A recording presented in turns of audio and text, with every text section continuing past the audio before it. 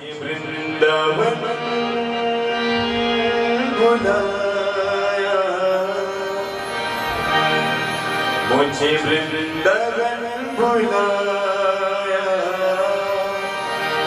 ये कृपा नहीं तो क्या है, मुझे वृंदावन बुलाया, मुझे वृंदावन बुलाया।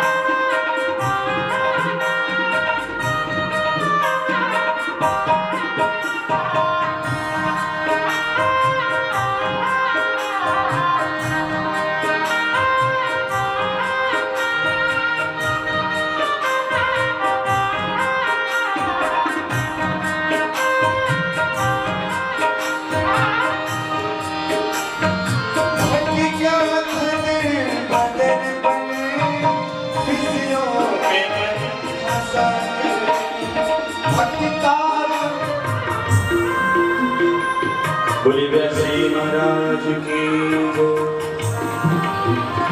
सभी लोग अपने स्थान पर खड़े होकर व्यासी का स्वागत करें।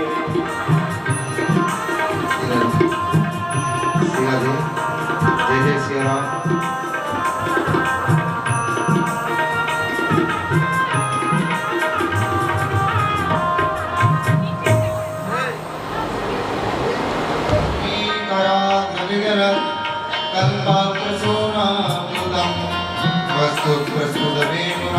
हरि निर्वाण निर्व्याकुलम् सहस्रनिवर्धनी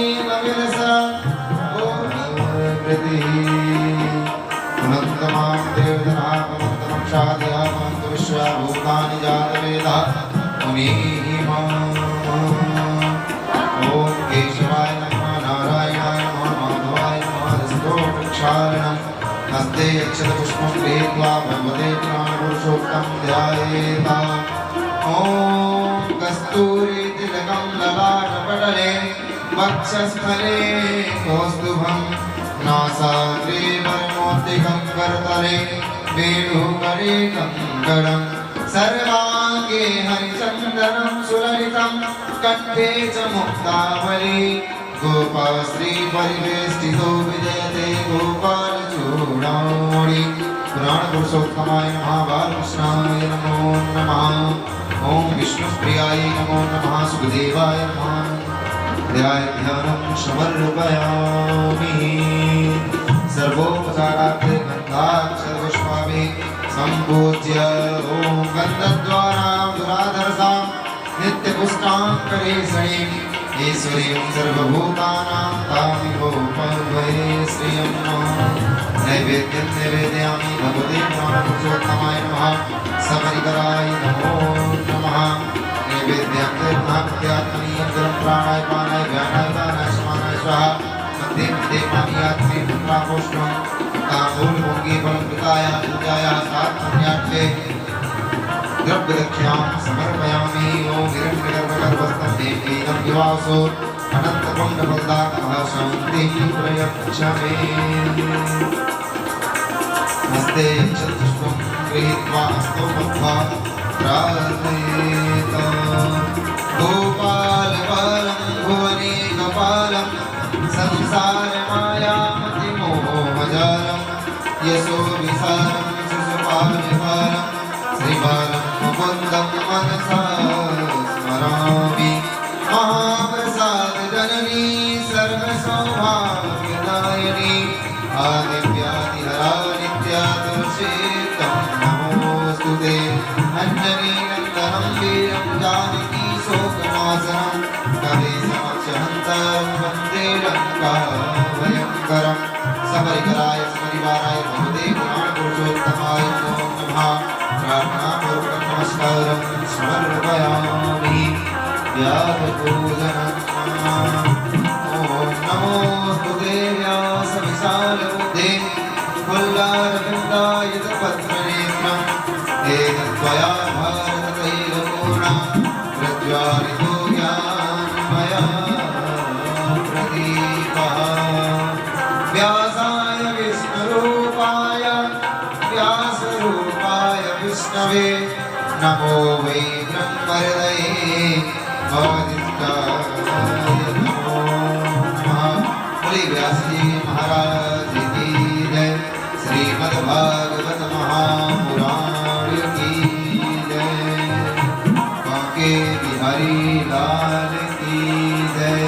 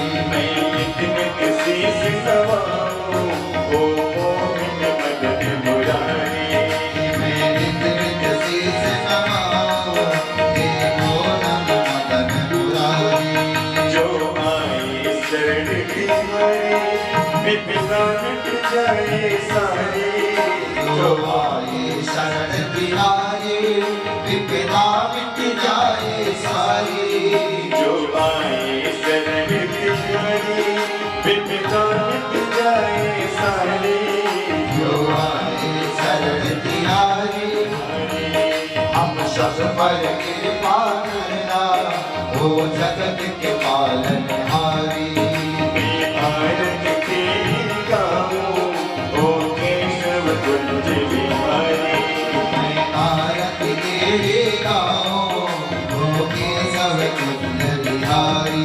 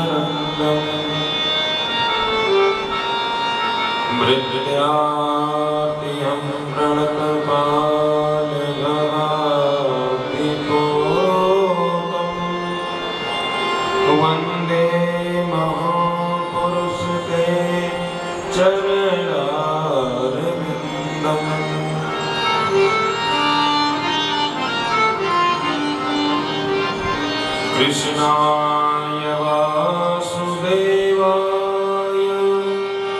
हरये परमात्मने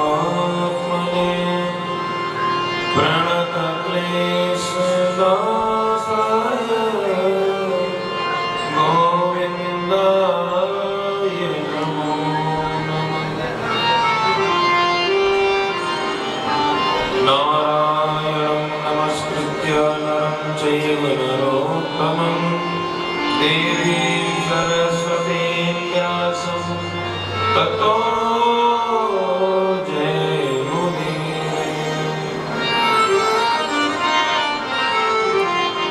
सीतानाथ समारम्भा श्रीरामानन्दाय मध्यमा अस्मदाचार्यपर्यन्ता वन्दे श्रीगुरुपरम्परा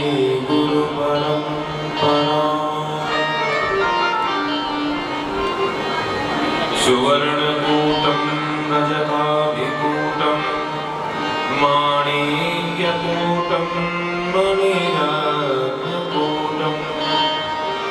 अनेककूटं बहुवर्णकूटं श्रीचित्रकूटं शरणं प्रपद्ये यत्र यत्र रघुनाथकीर्तनं तत्र तत्र कृतमस्तकाञ्जलिं वास्तवानि परिपूर्णलोचनं मारुतिं नमत राक्षसात्मकम् जय जय श्री राधारमण जय जय नवल किशोर जय गोपी चित चोर प्रभु जय जय माखन चोर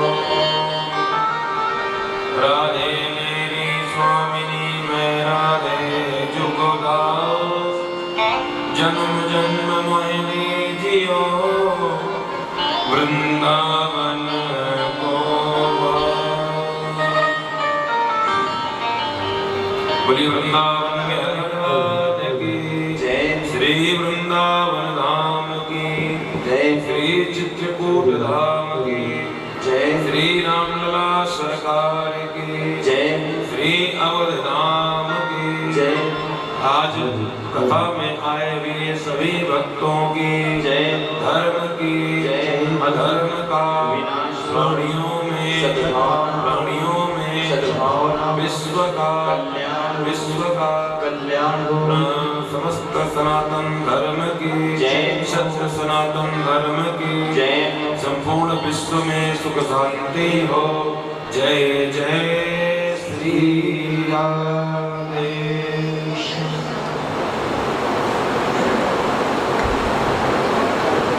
परम मंगलमय परात्पर अखिलेश्वर अकारण करुणा बनाले भक्त वांछा कल्पतरु तड़ित विनिंदित विधर्मधारी भगवान श्री बांके बिहारी लाल की वाग्मयी प्रतिमूर्ति भगवान नंद नंदन श्याम सुंदर यशोदा नंदन भगवान की शब्दमयी प्रतिमूर्ति श्रीमद् भागवत महापुराण इस भागवत की साप्ताहिक ज्ञान गंगा का आज तृतीय दिवस है, यह तीसरा सत्र है। तृतीय दिवस की मेला में उपस्थित इस कथा के मुख्य संकल्पक मुख्य मनोरथी श्री सत्यनारायण अग्रवाल जी एवं उनका यह समस्त परिवार, कथा में पधारे सभी महानुभाव, सभी श्रोता संकाय, माताएं, नौजवान भाई बहन, आप सबके हृदय में विराजमान भगवान श्री बांके बिहारी को कोटिशा नमन वंदन करते हुए भगवान कामनाथ सरकार के चरणों में प्रणाम करते हुए बिहारी जी को नमन करते हुए वंदन करते हुए पूज्य सद्गुरुदेव भगवान पूज्य सरकार के चरणों में कोटिशा वंदन करते हुए मां भगवती आदिशक्ति को भी बारंबार प्रणाम करते हुए आज की कथा में इस ज्ञान गंगा में प्रवेश करें। आइए उससे पूर्व मन वाणी को पवित्र करने के लिए भगवान का मीठा मीठा नाम, भगवान का पावन नाम गुनगुनाते रहे। सभी लोग बड़ी प्यारी काली सेवा करते रहे। उसके बाद हम लोग कथा की पावन भागीरथी में प्रवेश करेंगे।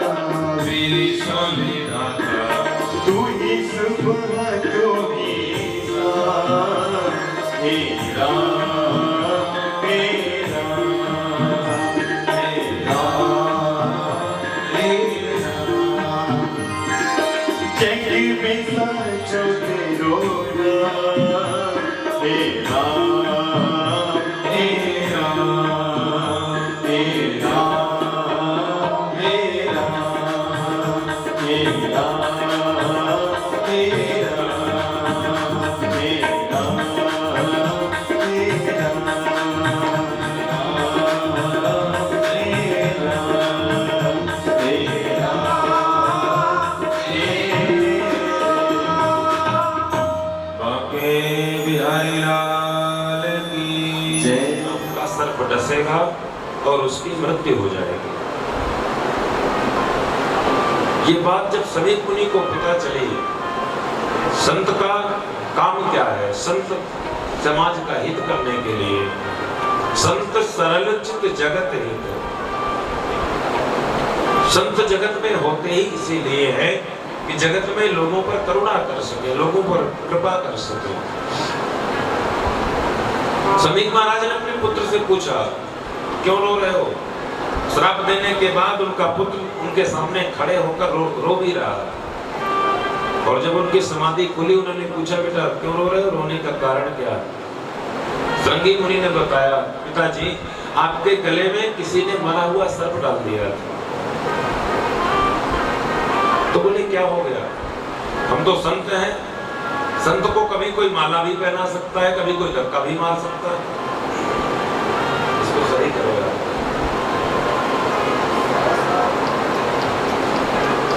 संत को मान और अपमान से कोई फर्क नहीं पड़ना चाहिए। तो बेटा तुमने कुछ कहा तो नहीं जिसने ये सर्प मेरे गले में डाला है? बोले पिताजी मैंने उसको ऐसा श्राप दिया है कि अब जीवन में ऐसी गलती कभी करेगा नहीं। क्या किया तुमने? और महाराज समीक मुनि को पता चला कि ये गलती राजा परीक्षित ने किया। बोले क्या किया तुमने? मैंने आज से 7वें दिन में तक्षक नाम के सर्प के डसने का श्राप दे दिया। समीक मुनि परेशान हो गए, बेटा तुमने बहुत बड़ी गलती कर दी। राजा परीक्षित जैसा धर्मात्मा राजा, जो सदैव संतों और ब्राह्मणों की चरण की धूल को अपने मस्तक पर धारण करता है, ऐसे धर्मात्मा राजा से कदाचित अगर कोई भूल भी हो गई तो आपको इतना कठोर दंड नहीं देना चाहिए, क्योंकि तुमने ये दंड दे करके बहुत घोर अपराध कर दिया। राजा परीक्षित से एक गलती हुई थी, अरे जो हमको रोज माला पहनाता है अगर कभी धोखे से धक्का भी मार देगा तो हमारा क्या नुकसान हो गया? हमारा तो काम ही है मान और अपमान से ऊपर उठ कर के रहना, ये संतों का लक्षण है। ये पहले के समय में जो शास्त्र संतों की परिभाषा जो शास्त्र बताते हैं उसमें संत की परिभाषा यही है, तृणातप सुनीचेन तरो रिव सहिष्णुना अमानी मान देन कीर्तनीय सदा हरि। संत का मतलब है तृणातप, तिनके से भी छोटा होना, अपनी महिमा को अपने मुख से न गाना, तिनके से छोटा स्वयं को महसूस करना, ये संत का लक्षण है। और तरो रिव सहिष्णुना, वृक्ष से ज्यादा सहनशील होना। किसी ने माला पहनाया तो वेलकम, किसी ने धक्का मार दिया तो वेलकम, कोई फर्क नहीं होना चाहिए, ये संत का लक्षण है। और पहले के संतों में आज के संतों में यही फर्क आ रहा है। पहले लोगों को जो जितना सिद्ध होता था, जो जितना तपस्या में अधिक होता था उतना ही बड़ा संत माना जाता है। आज जो जितनी बड़ी गाड़ी में बैठा है वो उतना ही बड़ा संत है, जो जितने बड़े आश्रम का मठाधीश है वो उतना ही बड़ा संत है। तपस्या कितनी है कोई मैटर नहीं करता, आपके अंदर योग्यता कितनी है, भगवान के प्रति समर्पण कितना है, आपके अंदर भगवत उपासना कितनी है, कोई मतलब नहीं। आपकी जटाएं कितनी बड़ी हैं, आपका आश्रम कितना बड़ा है, आपकी गाड़ी कितनी बड़ी है, संतत्व की परिभाषा आज ये हो गई। पहले के जमाने में साधना से संत ऊंचा होता था, साधना से ऊंचा मानते थे, आज साधना नहीं साधन से ऊंचा मानते हैं। बस पहले में और आज में यही फर्क है। समीक मुनि ने कहा बेटा हम तो साधु हैं, और साधु के लिए मान और अपमान में समान भाव होना चाहिए। किसी ने माला पहना दिया तो भी ठीक है, किसी ने धक्का मार दिया तो कोई क्रोध नहीं करना चाहिए। बेटा तुमने बहुत अनर्थ कर दिया, अब संपूर्ण पृथ्वी पर वर्ण संकरता जो फैलेगी, पूरी पृथ्वी पर जो अनाचार फैलेगा, जो पापाचार फैलेगा, जो भ्रष्टाचार फैलेगा, समीक मुनि ने अपने पुत्र से कहा बेटा उसका एकमात्र जिम्मेदार केवल तू होगा, क्योंकि तूने राजा परीक्षित को श्राप दिया और राजा परीक्षित के जाने के बाद इस पृथ्वी को कोई धर्मात्मा राजा नहीं मिलेगा, इसलिए तूने बहुत बड़ा अनर्थ कर दिया। राजा परीक्षित को जब श्राप मिला, राजा परीक्षित ने सब कुछ छोड़ करके सारे राजसी वस्त्रों का परित्याग कर दिया, राज्य का परित्याग कर दिया, नौकर चाकर सारी सुविधाओं को छोड़ दिया और गंगा के किनारे ऋषिकेश में एक शक्र तीर्थ नाम का घाट है। बहुत सारे लोगों को यही पता नहीं है, ये बात आप समझ लीजिएगा। बहुत सारे लोग कह देते हैं कि महाराज जी राजा परीक्षित को कथा सुखदेव जी ने नैमिषारण्य तीर्थ में सुनाई थी, लेकिन नहीं, राजा परीक्षित को कथा सुखदेव स्वामी ने ऋषिकेश में शक्र तीर्थ अथवा तो सची तीर्थ नामक घाट पर सुनाई थी। क्योंकि ऋषिकेश में एक शक्र तीर्थ नाम का घाट है, गंगा के किनारे एक जगह, उसको शक्र तीर्थ बोलते हैं, और नैमिषारण्य में जो तीर्थ है उसको चक्र तीर्थ बोलते हैं। तो दोनों ही जगह गंगा है, तो उस स्थान पर उसको सची तीर्थ भी कहते हैं। वहां इंद्र और इंद्राणी दोनों स्नान करने आते थे, ऐसा पुराणों की मान्यता है। तो उस स्थान पर, उसी घाट पर सुखदेव स्वामी ने राजा परीक्षित को भागवत की कथा सुनाई थी। ये बात अगर कोई पूछे या कोई बोले तो उसे बताइएगा कि नैमिषारण्य में जो संवाद हुआ वो सूत और सौनक संवाद था, लेकिन सुख और परीक्षित संवाद ऋषिकेश में हुआ। राजा परीक्षित ने सब कुछ छोड़ दिया, एक ही क्षण में सब कुछ परित्याग करके सीधा गंगा के तट पर आ गए। मुक्ति आपके हाथ में है, लेकिन जब आप मुक्ति के लिए थोड़ा सा प्रयत्न कर लें तब। राजा परीक्षित में भी दुनिया थी, राजा परीक्षित भी दुनिया में थे, लेकिन दुनिया को छोड़ने में समय कितना लगा।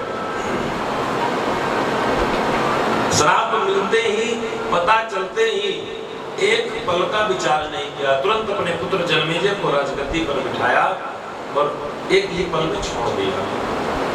हमारे अंदर दुनिया को छोड़ पाने का अगर इतना कठोर व्रत है तो मुक्ति भी हमारे मुट्ठी में है।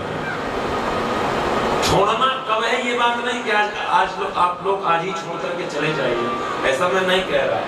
मतलब अगर अंदर से दुनिया को आपने नहीं पकड़ा तो राजा परीक्षित जैसे आप भी एक क्षण में दुनिया को छोड़ सकते हैं।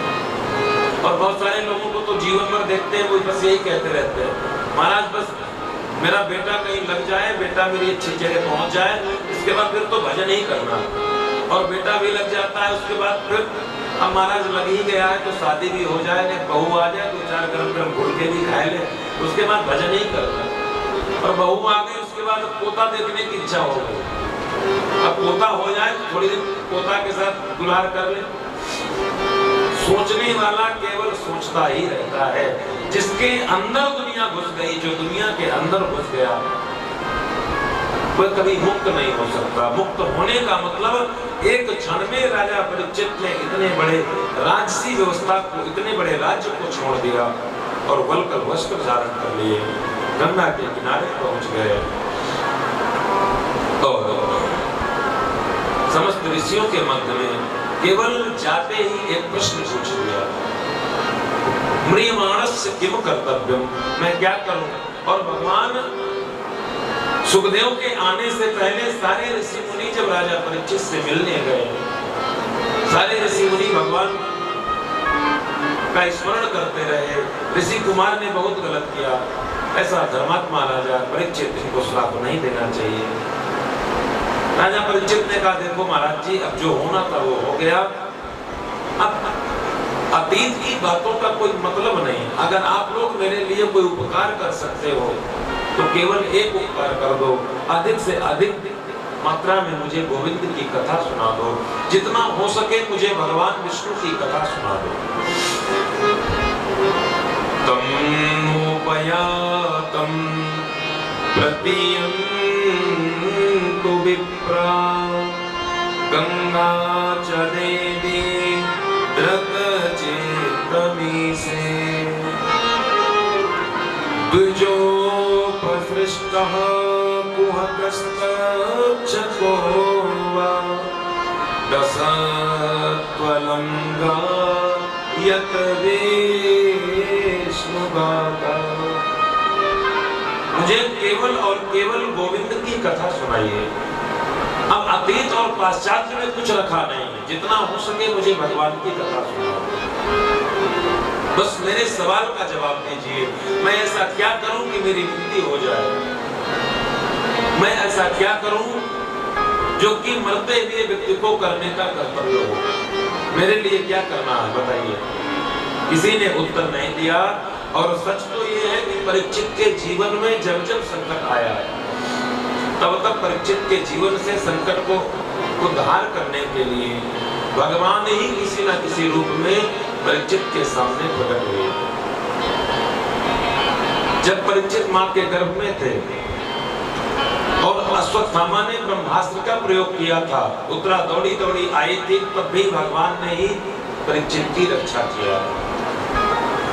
उस समय शस्त्र से संकट आया तो शस्त्र की रक्षा करने के लिए भगवान शस्त्र लेकर आए।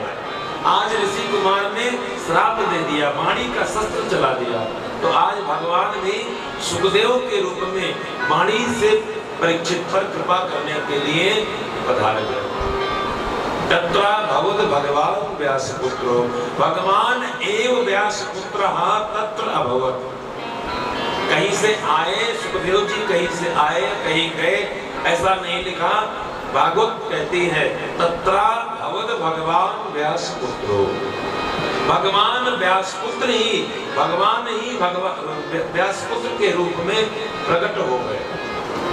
सबने उठ करके स्वागत किया, राजा परीक्षित ने भी स्वागत किया। और राजा परीक्षित ने कहा, है प्रभु, आप जैसे उत्तम कोटि के महापुरुषों का अगर स्मरण हो जाए तो केवल स्मरण मात्र से ही जीव को परम लाभ प्राप्त हो जाता है। अगर उनके बाद कहीं उनके चरणों को स्पर्श करने को मिल जाए तब तो जीवन धन्य हो जाता है। अगर उनके मुख से कभी निकलती हुई अमृतमयी वाणी का रसास्वादन करने का अवसर मिल जाए तब तो महाराज लोक और परलोक दोनों ही सुधर जाते हैं। तेषां संस्मरणात् पुंसां सद्यः शुद्ध्यन्ति वै गृहाः, किं पुनर्दर्शनस्पर्शनं पादशौचाशनादिभिः।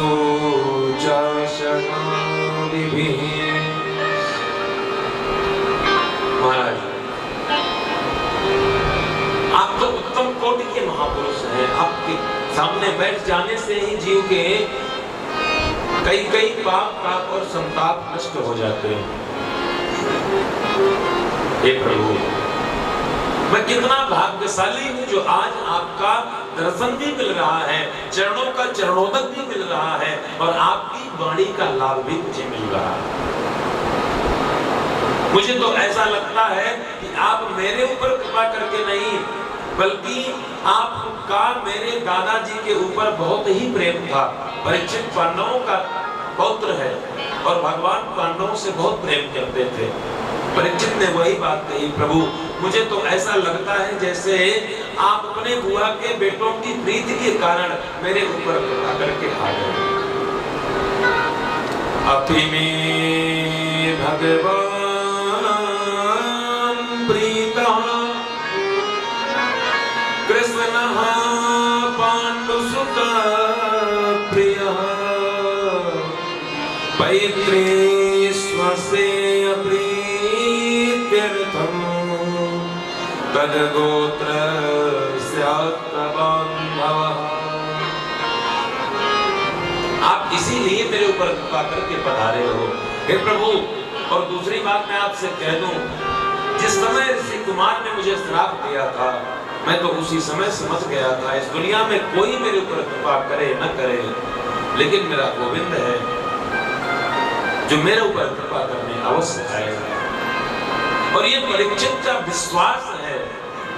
एक बात समझ लीजिए, पूरी दुनिया में पूरे जितना भी सनातन का ये साहित्य है, जितना संगम है, परीक्षित एकमात्र ऐसा व्यक्ति है, परीक्षित एक ऐसा पात्र है जो कि सबसे अद्भुत है। दुनिया में जितने भी भक्त हुए हैं, परीक्षित का जीवन क्यों अद्भुत है ये जानिए। दुनिया में जितने भी भक्त हुए सबने भगवान को प्राप्त किया, लेकिन सबको थोड़ा बहुत समय लगा होगा। जन्म लेकर आए होंगे, 2-4 वर्ष की अवस्था लगी होगी भगवान को पाने में, जानने में, समझने में। लेकिन परीक्षित एक ऐसा प्राणी है, परीक्षित सनातन का ऐसा पात्र है जिसको जन्म और गर्भ से बाहर आने के लिए तो छोड़िए, मां के गर्भ में ही परमात्मा का दर्शन हो गया। 1 मिनट जीवन का व्यर्थ ही नहीं गया। इसलिए परीक्षित का जीवन सबसे अद्भुत है। परीक्षित ने कहा, प्रभु मुझे तो पता था कोई कृपा करे न करे, लेकिन मेरे जीवन में जब जब संकट आया है तब तब आप पधार करके मेरे संकट का निवारण करते हैं। मैं तो आप पर समर्पित हूँ, मेरी चिंता करना आपका काम है। सुखदेव भगवान कहते हैं,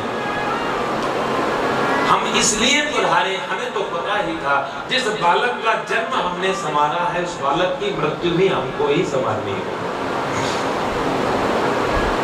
परीक्षित ने चरणों में प्रणाम किया, पाद पर छालन किया, पैरों को धो करके सुखदेव भगवान के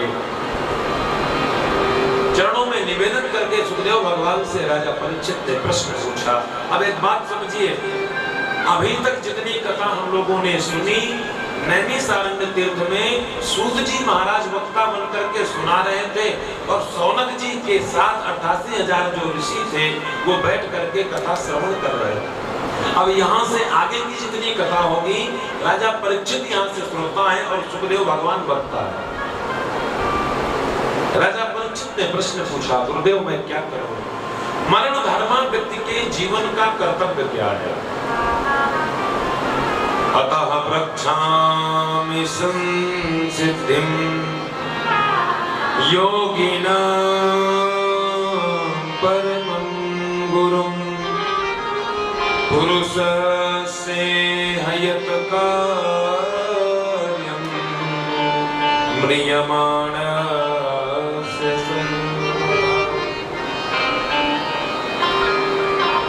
म्रियमाणस्य किम कर्तव्यम्? जो व्यक्ति म्रियमाण है, ये प्रश्न इतना समझने की बात है, ये प्रश्न इतना गूढ़ है। राजा परीक्षित ने अकेले अपने लिए नहीं पूछा। अगर अपने लिए पूछना होता तो राजा परीक्षित पूछते, गुरुजी मुझे 7 दिनों में मर जाना है, बताइए मैं क्या उपाय करूं? क्योंकि परीक्षित को मरना था, श्राप परीक्षित को मिला था। तो उन्होंने ये नहीं पूछा, गुरुजी मैं 7 दिन में मरने वाला हूँ तो मैं क्या करूं? उन्होंने पूछा, मरण धर्मा प्राणी के कर्तव्य क्या है? तो क्या परीक्षित मरने वाले अकेले हैं? इस दुनिया में अकेले परीक्षित मरने वाले नहीं हैं। पूरी दुनिया में प्रत्येक योनि के प्रत्येक प्राणी को जो भी शरीर मिला है, इस शरीर को छोड़ करके जाना हर योनि के प्राणी को निश्चित है। टाइम अलग अलग बात है, किसी को 100 वर्षों की बात है, किसी को 10 में जाना, किसी को 5 में, किसी को 20 में।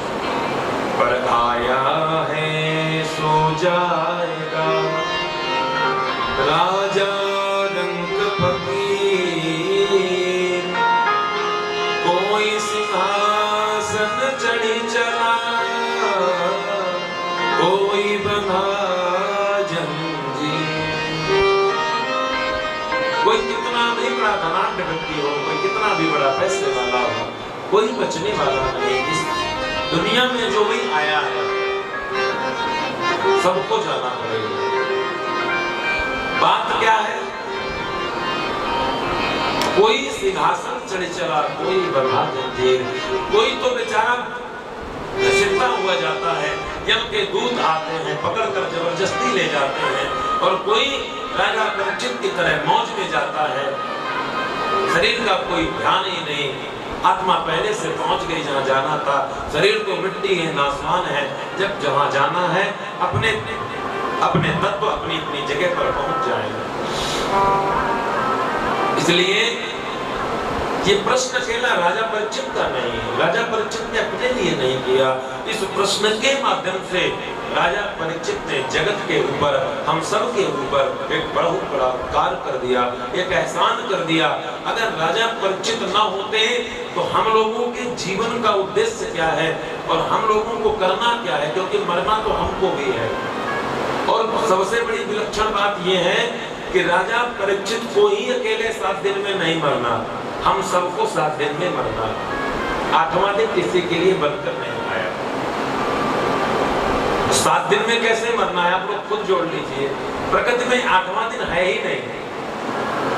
सोम, मंगल, बुध, गुरु, शुक्र, शनि, रवि, इन्हीं 7 में से एक दिन आपका भी गोविंदाय नमो नमः होगा, हमारा भी गोविंदाय नमो नमः होगा। तो जब 7 दिन में ही मरना है तो क्यों ना ये कथा हमारी हुई, क्यों ना हम भी राजा परीक्षित की तरह मरण धर्मा हुई। इसलिए सबकी कथा है। राजा परीक्षित का प्रश्न सुनकर सुखदेव स्वामी प्रसन्न हो गए। राजन,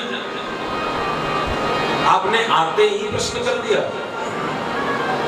लेकिन आपका प्रश्न बहुत उत्तम है, बहुत श्रेष्ठ प्रश्न किया आपने। बरीयाने सते प्रश्नः कृतो लोके हितं आत्मवित् सम्मतः पुंसा श्रोतव्या दिश्यः परा। आपने जो प्रश्न किया है मानव के कल्याण के लिए बहुत ही उत्तम है, मानव की जीवन व्यवस्था के लिए बहुत श्रेष्ठ प्रश्न है। और इस प्रश्न से लोक हितम नप, आपने पूरे संसार का कल्याण कर दिया राजा। इसलिए आपका प्रश्न है कि मरण धर्मा व्यक्ति को क्या करना चाहिए। तो मरण धर्मा तो पूरी दुनिया, मरण धर्मा व्यक्ति का कर्तव्य है जिसके जीवन में अधिक से अधिक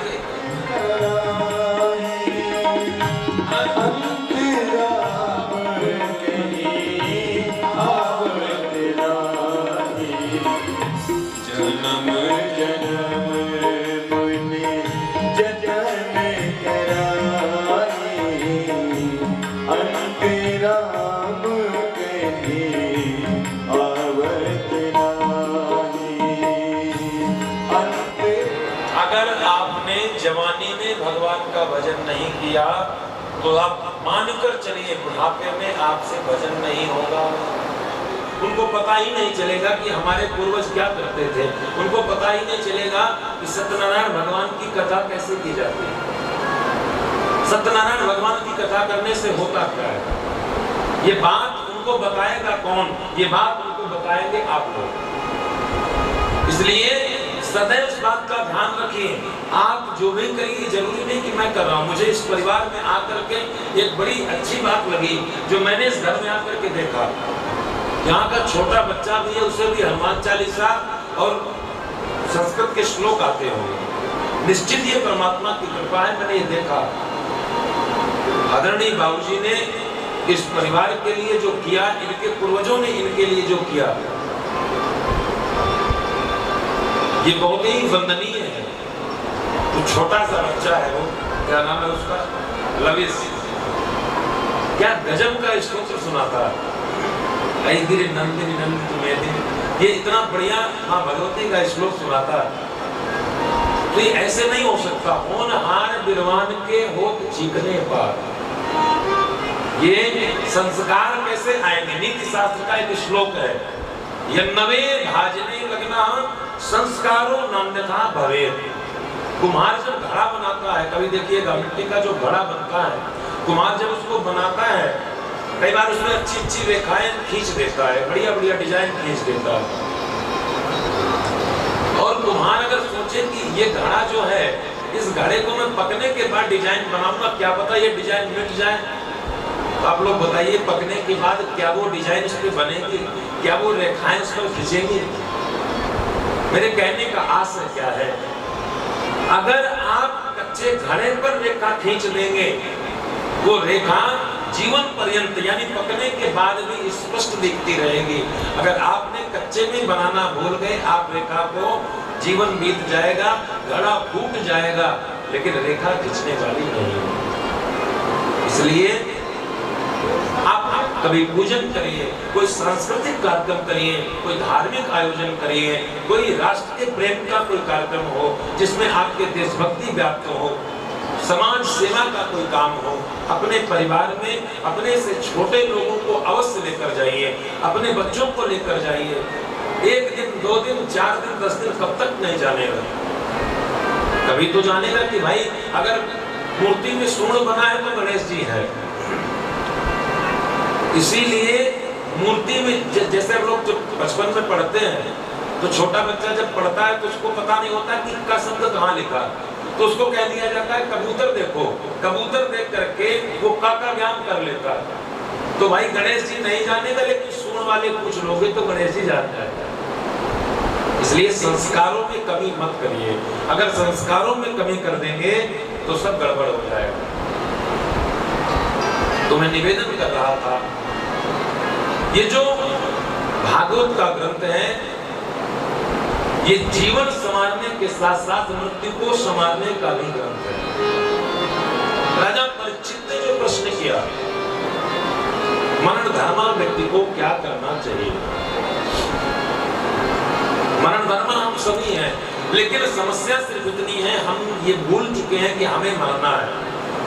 जो अटल सत्य है, जो होना ही होना है, उस पर हमारी किसी की कोई दृष्टि नहीं है। हम लोग दुनिया भर के दिन मनाते हैं, ये हमारा वैवाहिक उत्सव है, अंग्रेजी में सब क्या बोलते हैं एनिवर्सरी, ये हमारा जन्म दिवस है। अब तो न जाने क्या, आज ही उस पर पढ़ रहा था, एक पोस्ट देख रहा था सोशल मीडिया पे, तो किसी ने डाल रखा था अंतरराष्ट्रीय समोसा दिवस। अब ऐसे ऐसे भी दिवस होने लगे, हमें शाम को आप लोगों को दिखाऊंगा भी, तो उस पर डाल रखा था बाबूजी अंतरराष्ट्रीय समोसा दिवस। तो दुनिया भर के दिवस मनाने का समय है, जन्म दिवस मनाते हैं हम लोग, लेकिन आज के परिवेश में जन्म दिवस मनाने का तरीका देखिए। ये बातें मैं इसलिए कह रहा हूँ कि समाज के लोग दिग्भ्रमित हो रहे हैं, उनको अपनी परंपरा नहीं पता। हमारे यहाँ जब भी किसी अच्छे कार्य की शुरुआत की गई तो सदैव ब्रह्म मुहूर्त में की गई, सूर्योदय की बेला से सदैव शुरुआत की गई। आजकल रात को 12 बजे लोग जन्म दिवस मनाते हैं, कोई हाईवे पे खड़ा हो जाएगा, कोई कार के ऊपर केक काटेगा, कोई वो शराब की बोतलें ले करके ये जन्म दिवस मनाते हैं। जन्म तो हो गया, दोबारा नहीं होने वाला, ये बात समझ लीजिए। जन्म दिवस कितना भी हाई फाई मना लो, कितना भी बियर की बोतल से आप चेस कर लो, लेकिन जीवन में कोई शांति, कोई क्रांति होने वाली नहीं है। आप 10 नहीं, आप 50 केक काटिए, ये बात मत भूलिए।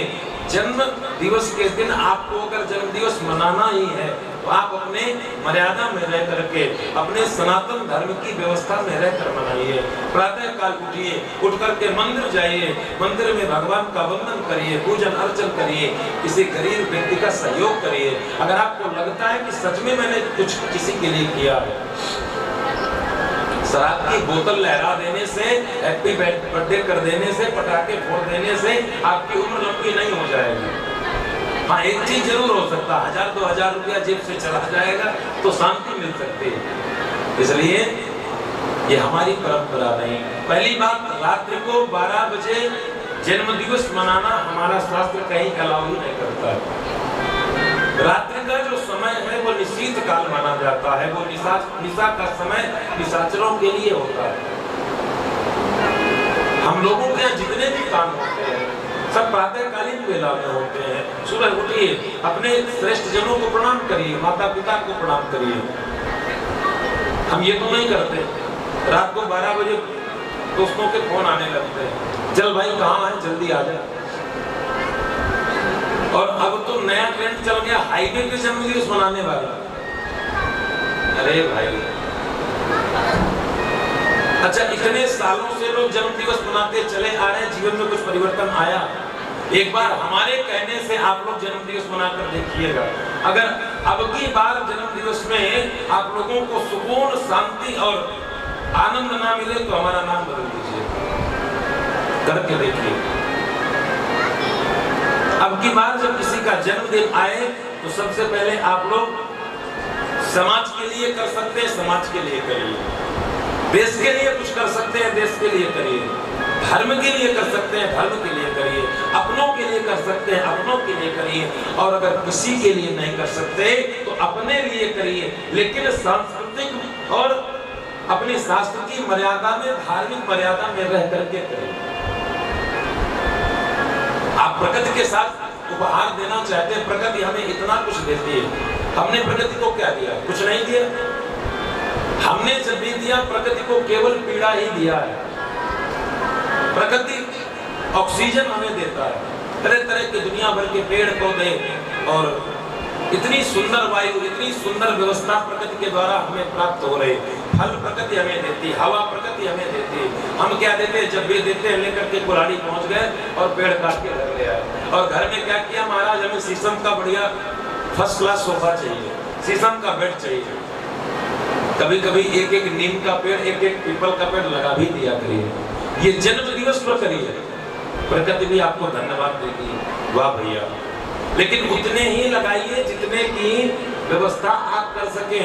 ऐसी व्यवस्था मत करिए कि बेचारा एक पेड़ लगता है और फोटो 70 लोग खिंचाने वाले होते हैं। फोटो खिंचाने के लिए कुछ मत करिए, एक लगाइए, उसको तैयार करिए। प्रकृति के साथ ये आपका सामंजस्य होगा।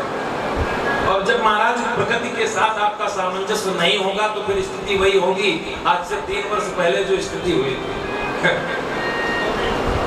महाराज अभी तो 19 आया था, अगर हम लोग नहीं संभले तो जल्दी 20 भी आ जाएगा। एक एक श्वास लोगों को उधार लेनी पड़ रही थी, एक एक श्वास उधार मांगने के लिए लोग मजबूर हो गए। हॉस्पिटल पर महाराज लोग चीख रहे थे, चिल्ला रहे थे। वो दृश्य आप सबने अपनी आंखों से देखा। ये कुछ और नहीं, ये हमारी लापरवाही का नतीजा है, हमारा प्रकृति के साथ छेड़छाड़ का नतीजा है। इसलिए जो भी करना है सोच कर करिए, समझ कर करिए। हमारा इससे प्रकृति के ऊपर नुकसान क्या है, समाज के प्रति इसका क्या नुकसान है, क्या फायदा है।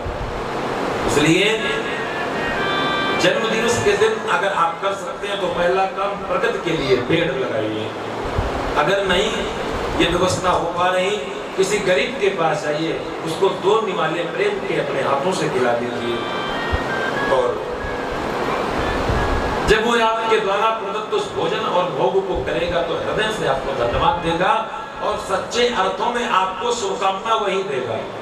लेकिन आज क्या बताएं, आजकल की पीढ़ी को उसकी बुद्धि से भ्रष्ट हो गई भैया।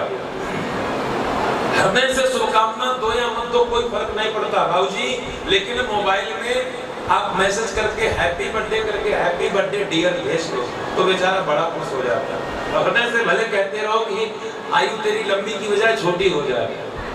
और कई तो ऐसे भी होते हैं कि फोन करके बोलते हैं, क्यों भाई अभी मेरा स्टेटस नहीं लगाया? बोलो राधे राधे।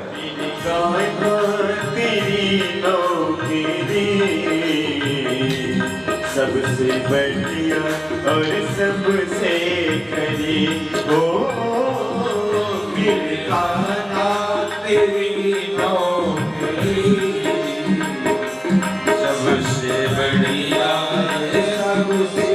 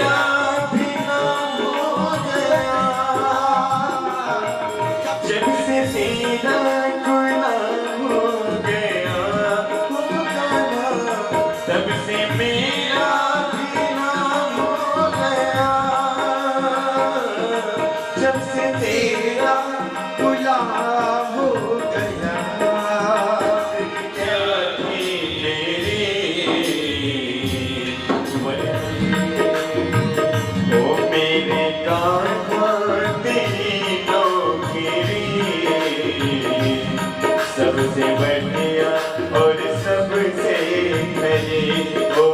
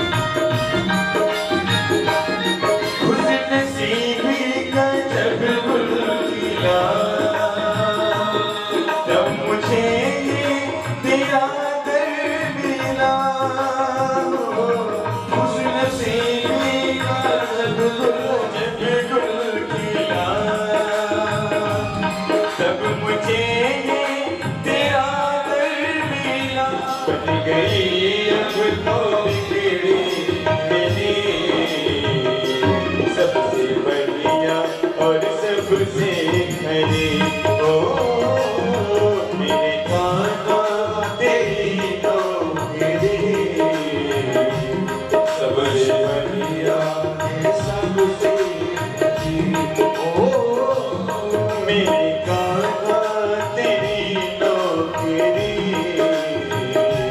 सबसे बढ़िया है सबसे खरी ओ मेरे कान्हा तेरी नौकरी सबसे बढ़िया है सबसे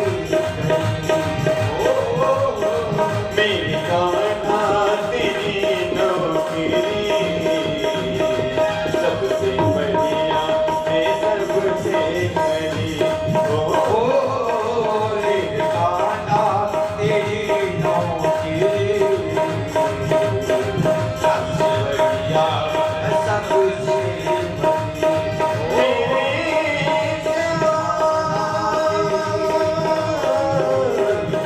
मेरे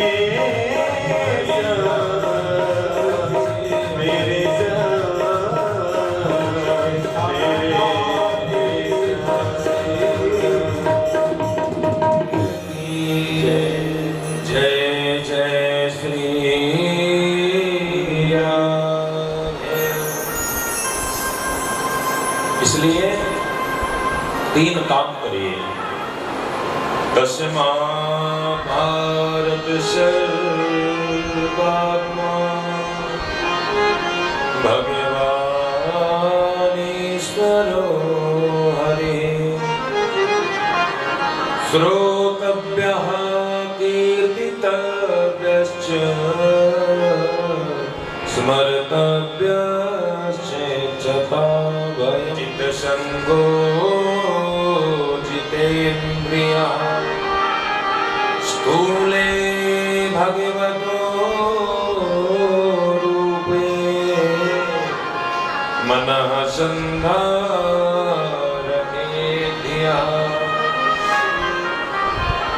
पहले नंबर पर क्या करना है? जितासनो।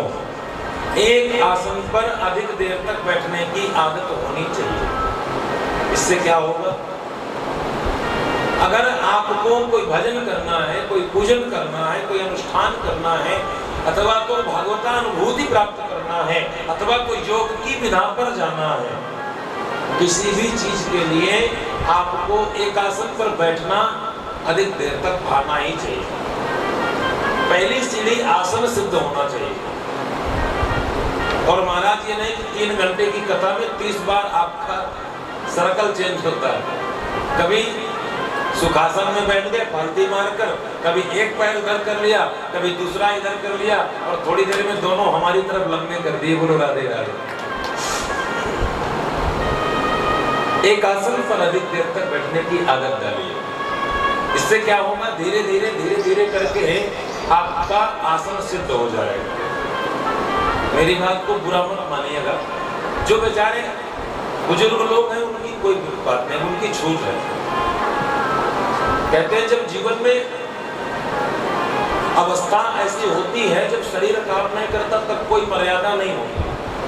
आपत्ति काले मर्यादा नास्ति। अगर कोई बुजुर्ग व्यक्ति है जिसको कि जमीन पे बैठने पर समस्या है, कुर्सी पे बैठ सकता है, जो स्वस्थ है, जिसका बिल्कुल एकदम चकाचक हेल्थ है, वो काहे कुर्सी में बैठेगा भाई? वो जमीन में बैठ के कथा सुने। सेहत मेंटेन करिए। तो जो बुजुर्ग हैं जिनको पेन इत्यादि की प्रॉब्लम है वो बैठ सकते हैं, लेकिन जो अभी युवा हैं उनको प्रयास करनी चाहिए कि एक आसन में पूरी कथा सुननी चाहिए। जितासनो, एक आसन पर अधिक देर तक बैठे। दूसरे नंबर पर जितश्वासो, श्वास अधिक देर तक खींच करके प्राणायाम के माध्यम से अधिक श्वास को खींचें, अपने अंदर उसको स्थायी करें और बाद में निकालें। पूरक, कुंभक और रेचक, इन 3 विधाओं से प्राणायाम करके जितना ज्यादा से ज्यादा प्राणायाम करेंगे उतना ज्यादा से ज्यादा प्राणवायु आपके अंदर जाकर के समाहित होगा। प्राणायाम परम बलम। प्राणायाम से आपको ऊर्जा आपके अंदर समाहित होगी। जितना मन के अंदर कुआंकों की स्थिति होती है, छोटी छोटी बातों में चिड़चिड़ापन होता है, आप अग्रेसिव होने लगते हैं, ये सारी चीजों को प्राणायाम करके धीरे धीरे धीरे धीरे प्राणायाम और ओंकार के नाद से कंट्रोल किया जा सकता है। तो इसलिए श्वास पर विजय प्राप्त करने के लिए प्राणायाम करिए, दूसरी बात है। और तीसरी बात बताई जित संकोच, उन दो में थोड़ी चूक हो जाएगी तो भी चल जाएगा, कोई इतना गड़बड़ नहीं है। लेकिन तीसरे नंबर वाले पे चूक हो गई तो समझ लो कहानी गड़बड़। जित संगो, अपने संग को जीतो। आपका जो एसोसिएशन हो, समूह हो, आपकी जो मित्रता हो, जो फ्रेंडशिप हो, ऐसे लोगों के साथ हो जो आपको गलत मार्ग की ओर न ले जाए।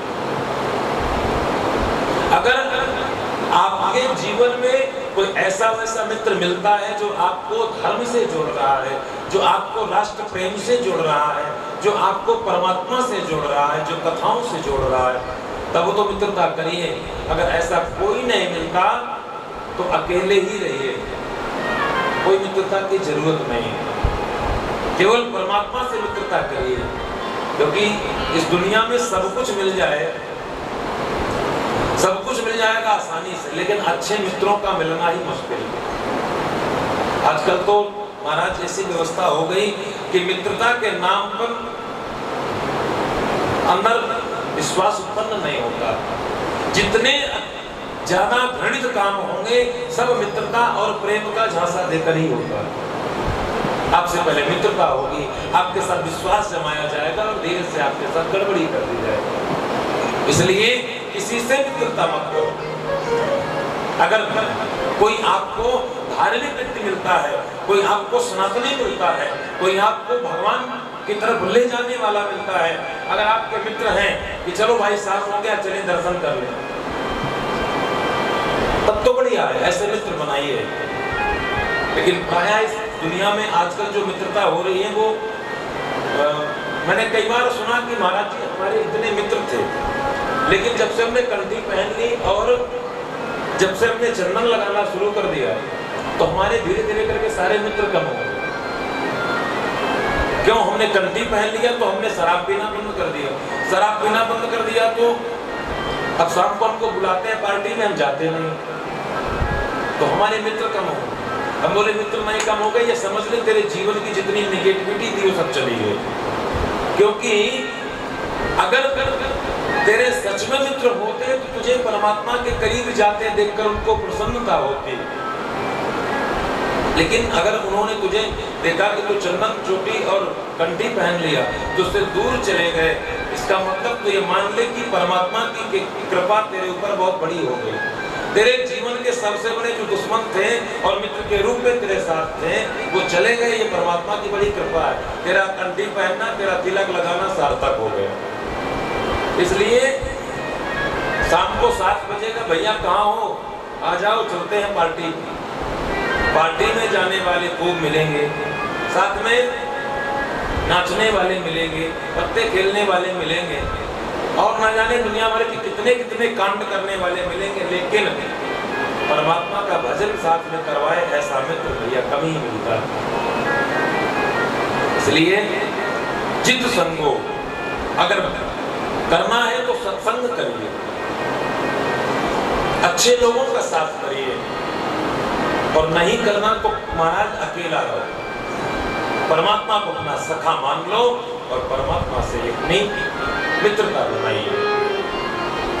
उलझ मत दिल बहारों में, बहारों का भरोसा क्या, सहारे छूट जाते हैं, सहारों का भरोसा। अपने ही भरोसे रहो, परमात्मा के भरोसे रहो।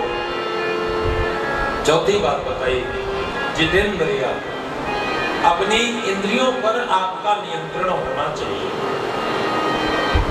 अगर आंख कहती है कुछ अच्छा देखना है तो आंख को ले जाकर के थिएटर में मूवी मत दिखाओ। आंख कहती है कुछ अच्छा देखना है तो उसको वेब सीरीज मत दिखाओ। आंख कहती है कुछ अच्छा देखना है तो उसे बिहारी जी का दर्शन करवाओ, उसे भगवान पशुपतिनाथ का दर्शन करवाओ। अगर आंख कहती है कुछ अच्छा देखना है तो महाराज श्री राघवेंद्र सरकार और जनक नंदिनी जानकी माँ का दर्शन करिए। देखना इंद्रियों के न घोड़े भगे, इनमें हरदम ये संयम के कोड़े पड़े। आपका संयम इंद्रियों के ऊपर होना बहुत जरूरी है। अगर आपने इंद्रियों को खुला छोड़ दिया, तो अगर रथ की लगाम रथ के सारथी के हाथ से छूट जाए तो रथ तो जाकर के कहीं गिर जाएगा, क्योंकि घोड़े अपने आप चलेंगे, कोई सारथी कोई लगाम कसने वाला नहीं होगा, तो घोड़े मनमानी करेंगे। उसी प्रकार इंद्रियां भी हमारे जीवन की गाड़ी के घोड़े हैं। अगर इनकी लगाम हम अपने हाथ में लिए रहेंगे तभी तक ये सही से चलेंगे। अगर इंद्रियों के पीछे हम चलने लगे तो ये गाड़ी जो जीवन रूपी गाड़ी है, ये पतन रूपी गड्ढे में जाकर के गिर जाएगी।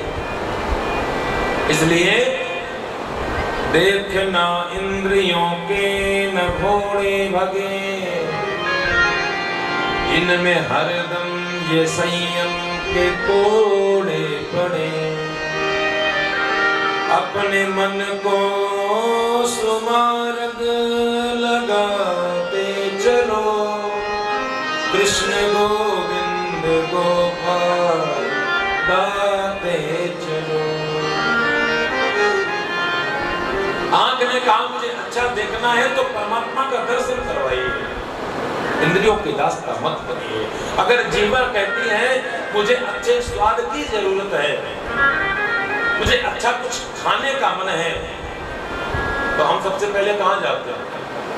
अगर जीवा को स्वाद की आवश्यकता पड़ती है तो मुझे लगता है सबसे पहले हम हाथ में कटोरा लेकर पानी पूरी वाले के पास पहुंचते हैं। आपके नेपाल में क्या बोलते हैं उसको? पुचक्का, पुचका। तो पुचका के पास मत जाइए। अगर जीवा को स्वाद की जरूरत है, मेरी बात को ठीक से समझने का प्रयास करिएगा। उस पुचका में कोई बुराई नहीं है। मेरे कहने का मतलब कि आप जीवन के स्वाद के अधीन मत होइए। जीवन ने कहा कि आपको कुछ चटपटा चाहिए, भले ही उसमें किसी जीव की जान क्यों ना बसती हो, लेकिन आपको अपने जीवन के स्वाद के लिए आपको पता नहीं चल पा रहा हमने किसके बेटे के ऊपर, किस जीव के गर्दन में हमने छुरी रख दिया। इसलिए जीवन को स्वाद के पीछे मत दौड़ाओ, जीवा को परमात्मा के रस के स्वाद में लगा दो। जीवन का सब स्वाद फीका लगने लगेगा। एक बार परमात्मा के नाम रस का चस्का अगर लग जाएगा तो उससे ज्यादा स्वाद दुनिया की किसी वस्तु में नहीं, दुनिया के किसी भोज्य पदार्थ में नहीं। और आज समाज की सबसे बड़ी स्थिति है, सब कुछ बन रहा है लेकिन हमारा स्वाद ही नहीं हो पा रहा। पूरी सृष्टि में इंसान ही एक ऐसा व्यक्ति है जिसके लिए खाने के लिए दुनिया भर में विविध प्रकार के आइटम हैं, लेकिन फिर भी महाराज अन्न, फल, मीठा, दूध, घी, इतने दिव्य पदार्थों को छोड़कर उसे खाना क्या है? मांस। उसे खाना क्या है? किसी का खून। दुनिया ऐसे लोगों को जो परमात्मा भी देखते होंगे वो भी कहते होंगे शायद मुझसे ही गलती हो गई। आप बताइए कि ममता किस जीव में नहीं होती? ममता किस जीव में नहीं होती? इस दृष्टि का कोई छोटा भी जीव है वह भी अपने व्यक्तियों के प्रति ममत्व रखता है। और हम किसी के बेटे के ऊपर, हम किसी के पुत्र के ऊपर छुरी चला रहे हैं अपने स्वाद के लिए। ये परमात्मा सब कुछ देख रहा है, हमें कभी क्षमा नहीं करेगा। इसलिए सबसे मुख्य बात है जीवन के स्वाद के चक्कर में हम किसी को कष्ट ना पहुंचाएं।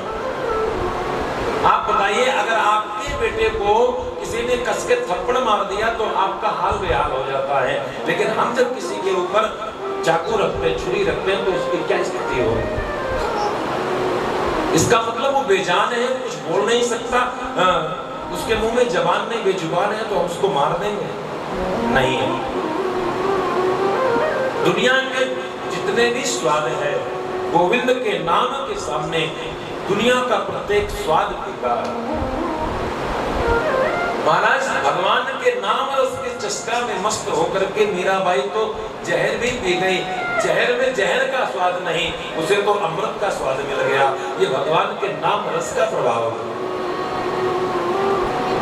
पियो पियो रे प्याला कृष्ण रस का। एक बार इस रस का चस्का जब लगता है, दुनिया का हर रस फीका लगता है। इसलिए आंख को अच्छा दर्शन कराइए, जीवन को परमात्मा का भोग प्रसाद के रूप में दीजिए। और कान कहते हैं कुछ अच्छा सुनना है तो किसी की चुगली मत सुनिए। अगर कानों को सुनना है तो परमात्मा की कथा सुनिए, गोविंद की कथा सुनिए। और एक एक अंग परमात्मा की सार्थकता में लगा दीजिए। परमात्मा को प्राप्त करने के लिए जीवन की सार्थकता में लगा दीजिए। एक एक अंग धर्म, राष्ट्र और समाज की सेवा में लगा दीजिए। हमारे किसी भी कृत्य से समाज में, परिवार में किसी को कोई कष्ट पहुंचे, अपनी इंद्रियों से, मन और वाणी से ऐसा कोई कृत्य न करें। 4 चीजें बताई, जिता सुनो, जितस्वासो, जित संगो, जितेंद्रियः। और ऐसा करके उसके बाद भगवान के स्थूल स्वरूप का ध्यान करें। भगवान का स्थूल स्वरूप क्या है? जब भगवान ने विराट स्वरूप बनाया था, पूरा ऊपर से नीचे तक, जब राजा बलि को भगवान ने विराट स्वरूप में दही खाया है तो स्वाद मुझे पता होगा। जब आप खाएंगे तो आपको गुड़ का स्वाद पता चलेगा। इसलिए ऐसी वाणी बोलिए मन का आपा होए, और को शीतल करे आप शीतल होए। मीठी वाणी और अच्छा शब्द बोलने से आपका कभी नुकसान नहीं हो सकता। कुछ लोग कह देते महाराज क्या करें, जबरदस्ती करना पड़ता है, जरूरत ही नहीं पड़ेगी। लेकिन कुछ लोगों ने तो दोहाई बदल दिया, मीठी वाणी बोलिए। ये पहले के लोगों ने कहा कि मन का आपा होए, और पहले क्या कहा था, औरों को शीतल करें और आप शीतल हो। लेकिन अब ऐसा नहीं है। बोले महाराज जबरदस्ती है, समाज यही चाहता है, हमें ऐसा करना ही पड़ता है। ऐसी वाणी बोलिए कि मन का आपा खोए, और सुनने वाला 8 दिन तड़प तड़प के रोए। तो ऐसी वाणी मत बोलिए। विनम्रता पूर्वक मीठा बोलने की कोशिश करिए। और जब ऐसी वाणी आप बोलेंगे तो सब कुछ अपने आप ही प्राप्त हो जाएगा। जिसके जीवन में विद्या की चाहत है उसे भगवान भोलेनाथ की उपासना करनी चाहिए। विद्या कामस्तु गिरिशम दाम्पत्यार्थम उमा सती यज्ञम यज्ञेयशस्काम पोषकामः व्रजेतसा।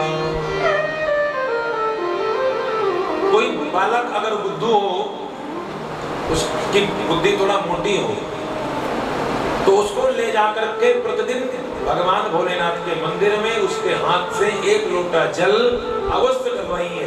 और वह जल जो है भगवान भोलेनाथ पर अर्पित कर रहा है, उस जल को पुनः जब जलेरी से नीचे गिरता है, उसको उसी लोटे में ला करके पिलाइए। आपका बेटा मंद बुद्धि से तीव्र बुद्धि हो जाए। ये भगवान की, भोलेनाथ की अद्भुत कृपा है। कभी किसी व्यक्ति के दिमाग में जैसे कई बार ऐसा होता है कि कोई बहुत अच्छा व्यक्ति बहुत ज्यादा तनाव में आ जाता है, बहुत ज्यादा स्ट्रेस में आ जाता है, तो ऐसा लगता है जैसे पागल हो गया। कभी ऐसी किसी की स्थिति हो जाए जीवन में, ये प्रयोग करके देखिए।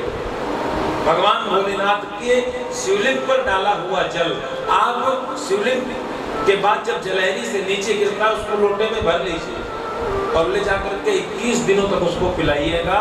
भगवान भोलेनाथ की कृपा अवश्य होगी।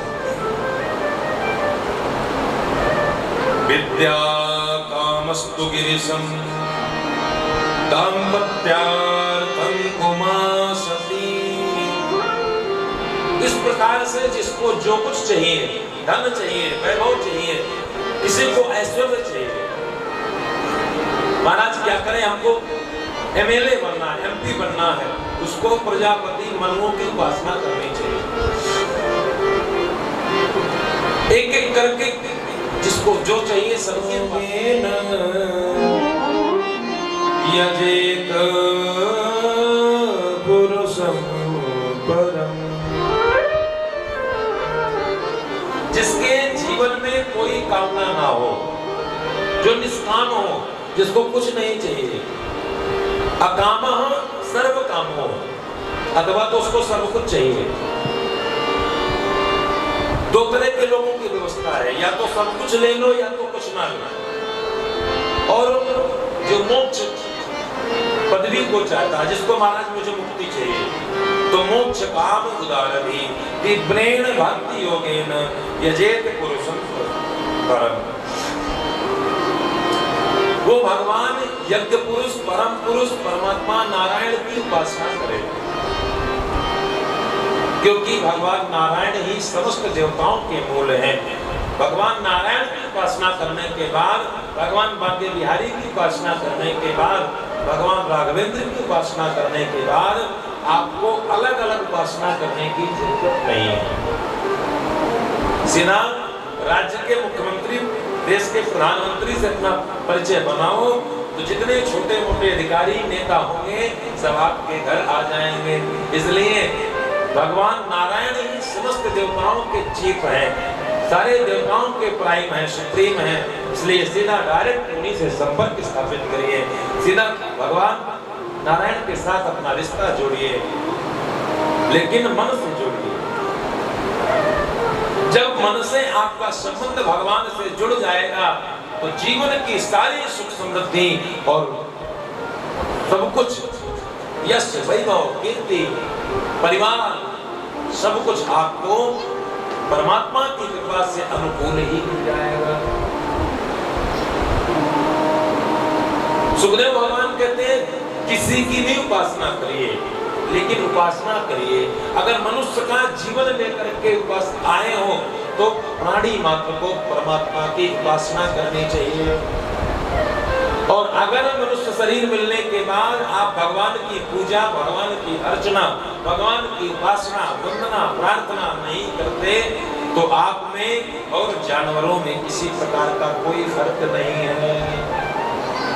सुखदेव भगवान ने श्रीमद् भागवत में ऐसे लोग जो कि भगवान की पूजा नहीं करते, उनको शास्त्रों में मानव पशु बताया गया। और मानव पशु जो भगवान की उपासना नहीं करते, ऐसे मानव पशुओं की 4 लोग प्रशंसा करते हैं। कौन कौन? स्वविणवरा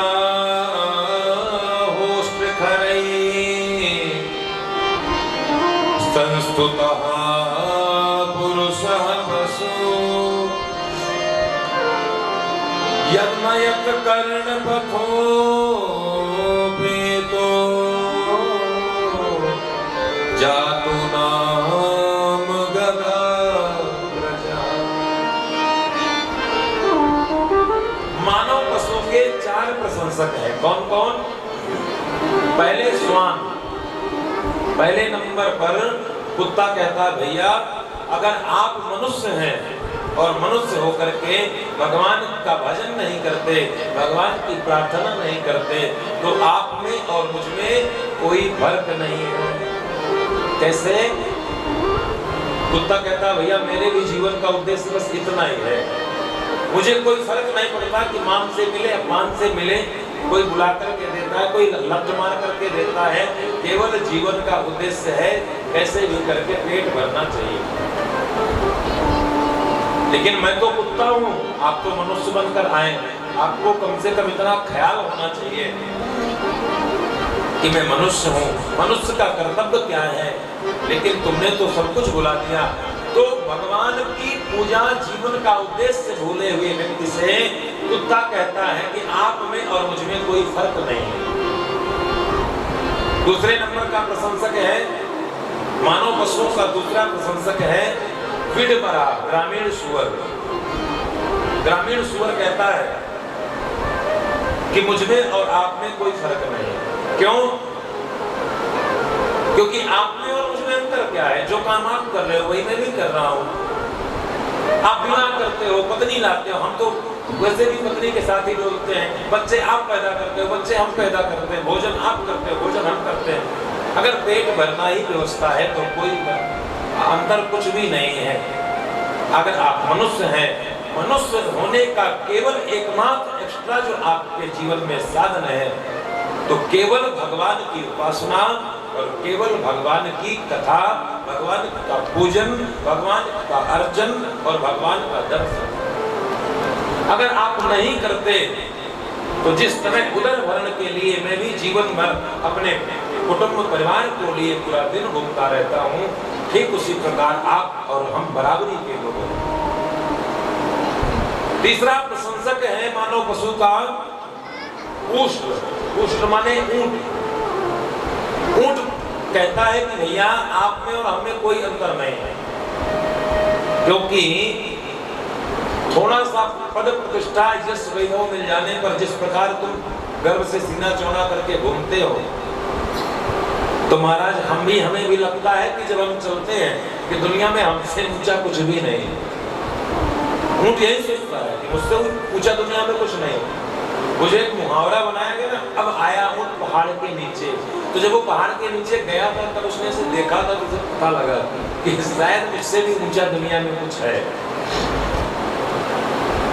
तीसरा प्रशंसक ऊंट है। ऊंट कहता है थोड़े से पद प्रतिष्ठा वयस वैभव में आप भी खो जाते हो, आप भी अपने आपके अलावा दुनिया में किसी को नहीं समझते, तो ठीक इसी प्रकार आप हमारे बराबरी के लोग हैं। अगर कर सकते हो, मानव बनकर आए हो तो केवल उपासना करिए, भगवान का नाम जपिए, भगवान का दर्शन करिए। और चौथा प्रशंसक है खरई।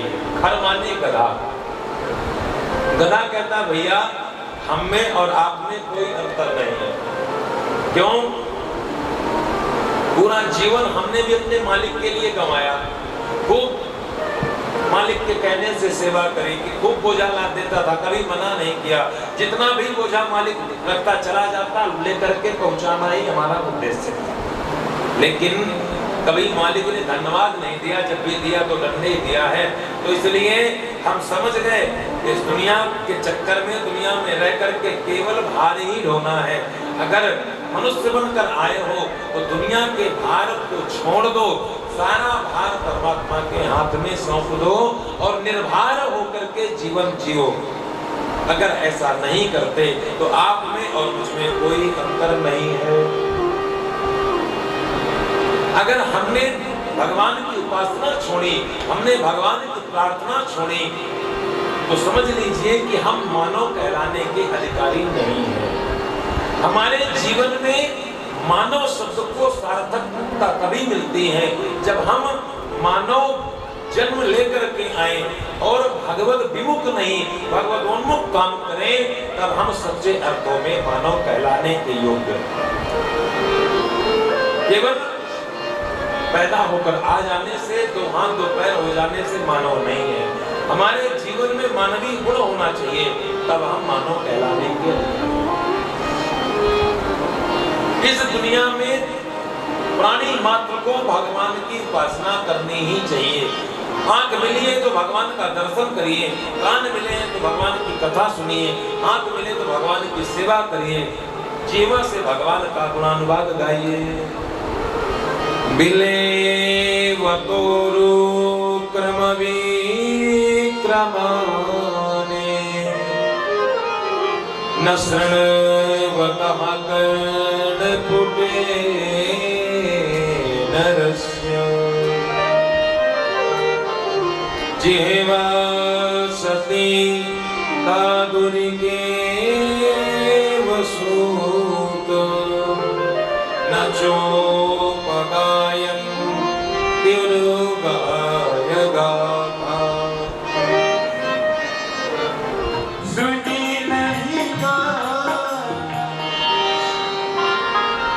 एक बार शून्य में दो शून्यों में आपस में लड़ाई हो। एक शून्य बोले कि मैं पहले आया हूं, पहले मुझे लगाया गया, मैं बड़ा हूं। दूसरा बोले पहले मुझे लगाया है, मैं बड़ा हूं। और दोनों शून्यों में लड़ाई इतनी ज्यादा हो गई कि उसकी परेशानी आगे बैठे हुए अंक को होने लगी। अंक ने कहा भैया तुम दोनों ही लड़ाई कर लो और मैं जा रहा हूं।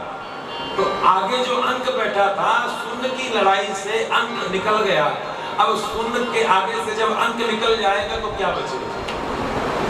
शून्य के आगे से अंक गया तो क्या बचा? शून्य बटे शून्य। उसके सामने चाहे 1, 2, 4, 10, 20, 50 कितने भी शून्य लगा दो, कुछ होने वाला नहीं। शून्य की कीमत कब है? जब शून्य के आदि में अंक है। अगर आदि में अंक नहीं तो शून्य की कोई कीमत नहीं। अगर हमारे जीवन में परमात्मा की कृपा का अंक है तो हमारे पुरुषार्थ का जो शून्य है वह निरंतर 10 गुना बढ़ता रहेगा।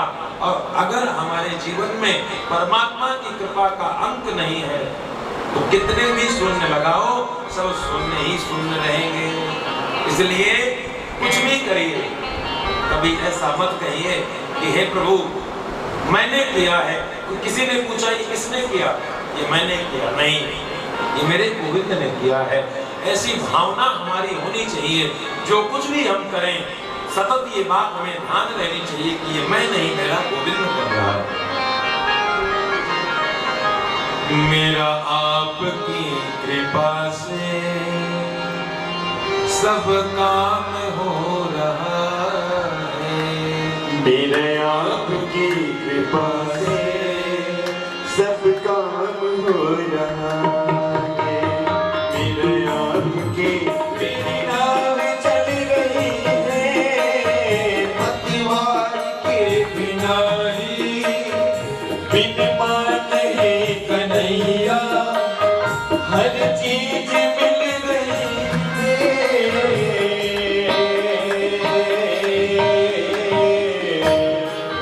अब क्या बताऊं मोहन, आराम हो रहा है, आराम हो रहा है।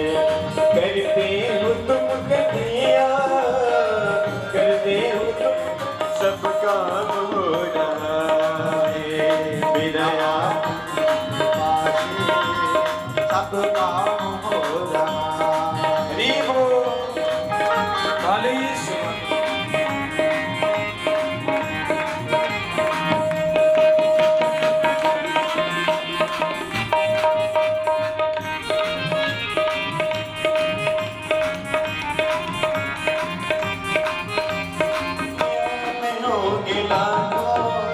तेरे जैसा कौन होगा दुनिया में, होगा बड़े बड़े भला ऐसा कौन होगा।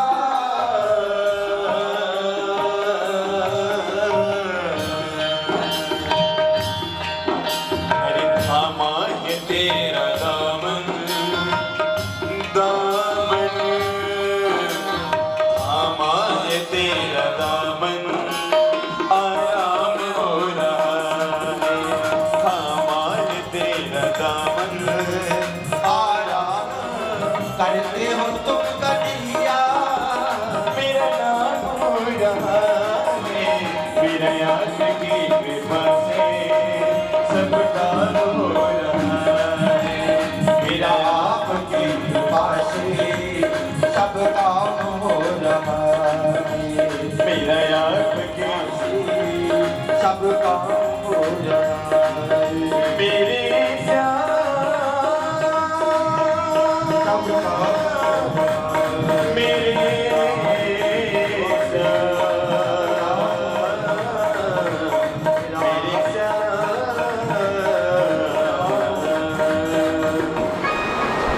भगवान छोड़ करके चले और धीरे धीरे करके विदुर जी के घर पहुंचे। विदुर जी महाराज अभी बाजार में सामान ही खरीद रहे हैं और भगवान विदुर जी के घर पहुंच गए। घर में केवल विदुरानी चाची अकेले ही है। भगवान कन्हैया ने आवाज लगाई, अरे खोलो। विदुरानी काकी घर में स्नान कर रही थी और भगवान कन्हैया के चिंतन में इतनी मस्त थी, जैसे आवाज सुनी तो उसी तरह गीले वस्त्रों में दरवाजा खोलने आ गई। पूछा कौन हो? कन्हैया ने दरवाजा के बाहर से आवाज लगाया, चाची। अरे काकी मैं आपका कन्हैया हूँ। अब तो इतना सुनना था कि विदुरानी काकी आंखों से सुर प्रवाहित करने लगी, अरे कन्हैया आज कैसे इस गरीब की झोपड़ी पर तेरा आना हो गया?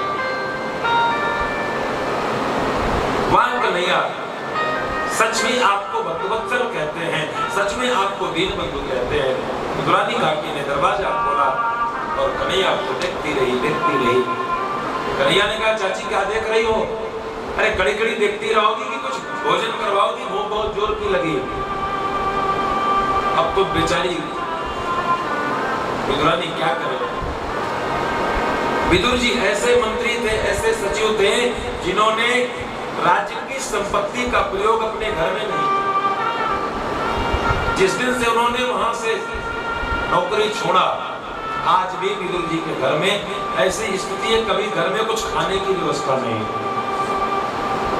रसोई में जाकर कभी इस बर्तन को देखती, कभी इस बर्तन को देखती, कभी कुछ देखती, कभी कुछ ढूंढती, लेकिन कुछ मिल ही नहीं रहा। इतनी गरीबी है। तब विदुरानी काकी को याद आया और जानबूझ करके बर्तन की आवाज कर रही कि कन्हैया को लगे कि काकी कुछ ढूंढ रही है, कुछ बना रही है, और तब तक श्रीमान जी बाजार से आ जाए। कन्हैया ने आवाज लगाई, काकी। अरे का कर रही हो? बड़ी जोर की भूख लगी। काकी ने सोचा क्या करूं, कन्हैया को गा खिला दूं। तब तक याद आया कि आंगन में केले का पेड़ लगा, तो जाकर के कच्चे कच्चे केले तोड़ करके लाई और बड़े भाव के साथ कन्हैया को आसन दिया, चौकी दिया, और इतने भाव में बेसुध है कि चौकी को सीधा रखना चाहिए, तो काकी ने चौकी को उल्टा रख दिया। कन्हैया भी भाव में इतने खो गए कि उल्टी चौकी पर ही बैठ गए। काकी ने केले को छीला और केले को छील करके जो केले का जो अंदर का माल मटेरियल है उसको बाहर फेंक दिया और केले का छिलका भगवान को पवाती जा रही। इतने में विदुर जी का आना हुआ। विदुर जी ने देखा ये क्या चल रहा है। काकी बड़े प्रेम से छील छील करके केला बाहर फेंक देती, छिलका भगवान को पवाते, और भगवान की काकी की तरफ देखते देखते मस्त दोनों की आंखों से प्रेमाश्रु बरस रहा है। विदुर जी ने देखा तो देखते रह गए, देवी ये क्या कर रहे हो? अरे जिस परमात्मा को पाने के लिए लोग 56 प्रकार के व्यंजनों का भोग लगाते हैं, भगवान कुछ तो पालो, उसको तुम ये क्या खिला रहे? केले का छिलका खिला रही। विदुर जी जो बाजार से लेकर आए, थाली में परोस करके रखा। भगवान ने वो प्रसाद भी पाया, लेकिन उस प्रसाद को पाने के बाद धीरे से बोले, काका एक बात कहूं, जो स्वाद काकी के केले के छिलके में था, वो स्वाद आपके इस व्यंजन में नहीं है, वो स्वाद इस व्यंजन में नहीं है। इसलिए कहते हैं दुनिया में पदार्थ प्रिय नहीं है, भगवान को पदार्थ नहीं चाहिए। अगर भगवान को चाहिए तो आपकी भावना चाहिए, आपका प्रेम चाहिए। किसी ने बड़ा प्यारा भाव दिया, सबसे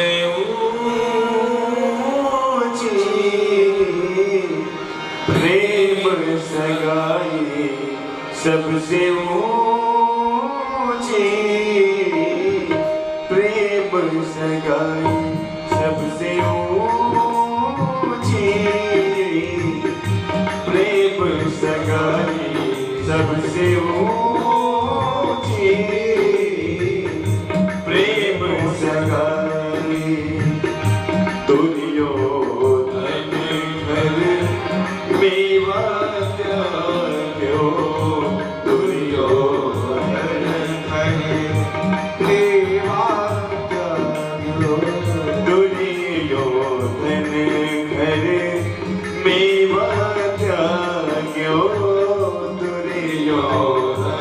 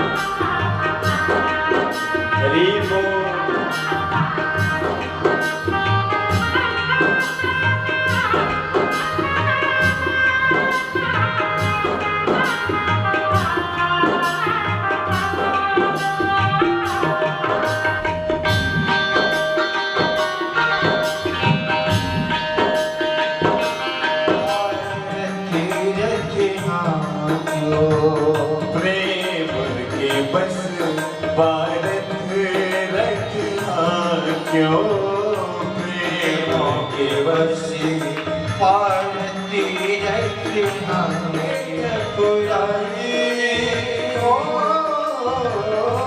भूल गए ठकुराई सबसे हो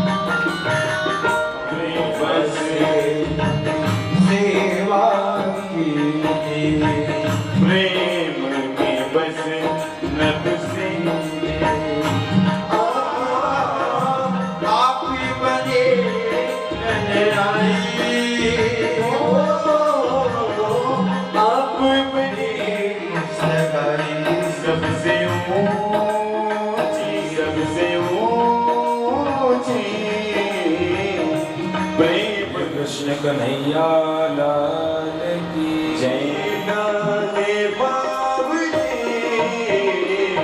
जीवन पापी है सब गरीबों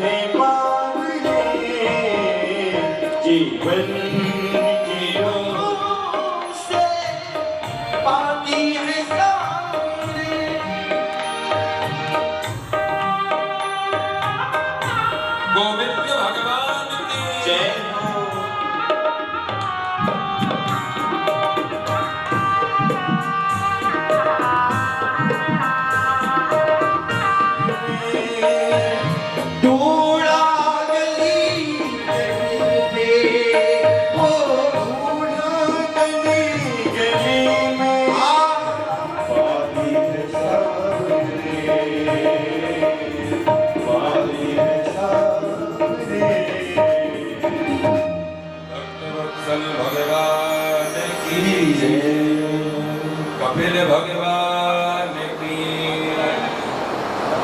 बड़ा सुंदर उपदेश कपिल भगवान ने अपनी मैया देवहूति को दिया। मैया, भगवान से मन नहीं लगता तो संतों के चरणों से जुड़ जाओ। संत अपने आप भगवान की कथा सुना सुना करके आपके अंदर भगवान का भाव पैदा कर देंगे। इसलिए कपिल भगवान ने संतों की और कथा की, सत्संग की बड़ी महिमा गाई। संतों के लक्षण बताए। संत कौन है? जो सहनशील है, जो करुणा करने वाला है, जो सबको अपने परिवार जैसा मानने वाला है, और जो सब देहधारियों में परमहित किया। माँ के पास बैठ करके वार्तालाप किया। थोड़ी देर में मन में विचार आया, लेकिन सती ने सोचा चल करके यज्ञशाला के दर्शन कर लूं, पिताजी से भेंट कर लूं। जैसे ही देवी सती यज्ञशाला में पहुंचती है, वहां उन्होंने देखा यज्ञशाला में छोटे छोटे देवताओं के भाग रखे हैं। छोटे छोटे देवताओं के लिए स्थान दिया गया है, लेकिन जो देवादिदेव हैं, जो आदिदेव हैं, जो महादेव हैं, ऐसे भगवान भोलेनाथ का कोई भाग, कोई स्थान उस यज्ञ में नहीं। और इतना देखा, अपने अपमान को देवी भगवती सती जहर का घूंट मान करके गई, लेकिन भगवान भोलेनाथ का अपमान देवी सती से बर्दाश्त नहीं हुआ। सती ने देखा कि यहाँ पर भगवान भोलेनाथ का भाग नहीं है, और जैसे ही यज्ञशाला के दर्शन किए वापस आए, परिक्रमा कर रही थी, तक्षक प्रजापति से भेंट हो गई। और तक्षक प्रजापति की ओर माँ भगवती ने आंखों को लाल लाल करके, क्रोधित होकर के पूरा चेहरा लाल हो गया। और शिवपुराण में इसका बड़ा विशद वर्णन है, किस प्रकार से माँ भगवती ने कैसा विकराल रूप धारण किया है। ऐसा लग रहा है मानो आंखों से जो अग्नि निकलेगी, ये अग्नि संपूर्ण संसार को जला करके राख कर देगी। ऐसा क्रोध मां सती ने किया, और आज अपने पिताजी से कह दिया कि तेरे और मेरे बीच में जो संबंध था वो केवल आज तक था, आज से ना तू मेरा पिता है और ना मैं तेरी पुत्री हूँ। क्यों? क्योंकि तो शिवद्रोही है, और मैं शिवद्रोही के साथ कोई संबंध नहीं रखना चाहता। अतस्तवोत्पन्नमिदं कलेवरं न धारयिस्ते सितिकण्ठधरेण जगदस्य मोहादि विशुद्धिमन्दसो युगोपसितस्योद्धरणं प्रचक्षते। अतस्तवोत्पन्नमिदं कलेवरं, कलेवर माने ये जो शरीर है ये तेरे द्वारा उत्पन्न किया हुआ है, तेरे द्वारा दिया गया है। इसलिए हे दक्ष प्रजापति, आज पिताजी ने कहा, हे दक्ष, आज से मैं तेरे द्वारा दिए गए शरीर को धारण नहीं करूंगी। और देखते ही देखते माँ भगवती सती ने अंगूठे से पृथ्वी को दबाया और योगाग्नि को प्रकट किया, और योगाग्नि में अपने शरीर को जला करके भस्म कर दिया। बोले माँ भगवती आदि शक्ति की जय हो। और जैसे ही मैया सती का शरीर जलने लगा, सारे यज्ञ मंडप में हाहाकार मच गया, और सारे लोग दौड़े भागे, कोई इधर से कोई उधर से। ये समाचार जब देवर्षि नारद के द्वारा भगवान भोलेनाथ को मिला, भगवान भोलेनाथ ने अपने स्तर से एक जटा उखाड़ी, और जटा को उखाड़ करके सामने एक शिला पर पटक दिया। उस शिला के दो भाग हो गए, एक भाग से वीरभद्र प्रकट हो गया, एक भाग से भगवती आदिशक्ति महाकाली प्रकट हो गई। भगवान ने वीरभद्र को आदेश दे दिया, जाओ जा करके दक्ष के यज्ञ को विध्वंस कर दो।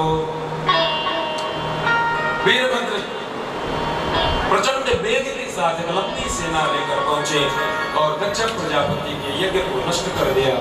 और जो भी पंडित, जो भी ब्राह्मण, जो भी होता, जो भी करता, मां भगवती सती के शरीर छोड़ते समय हंस रहा था, कोई मजा ले रहा था। उस समय सबको एक एक करके वीरभद्र की सेना ने सबको दंडित किया।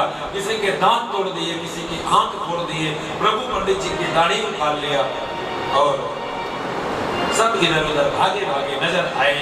दक्ष प्रजापति को पकड़ करके, गर्दन को पकड़कर सर से धड़ को अलग करके मरोड़ दिया और यज्ञ मंडप में डाल दिया, और महाराज स्वाहा कर दिया।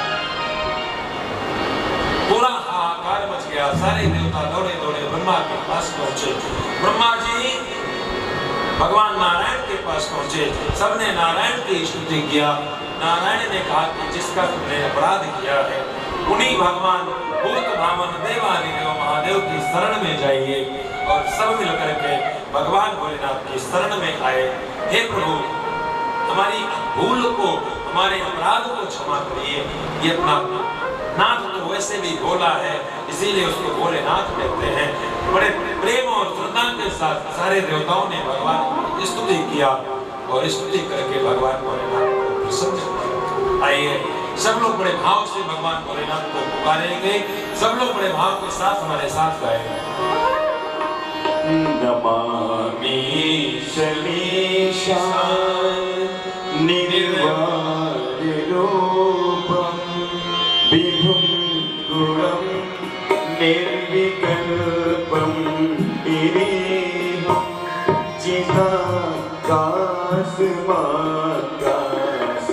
वासं भजेऽहं निराकारमोङ्कार मूलं त्वयेयं गिरायानि गोति मे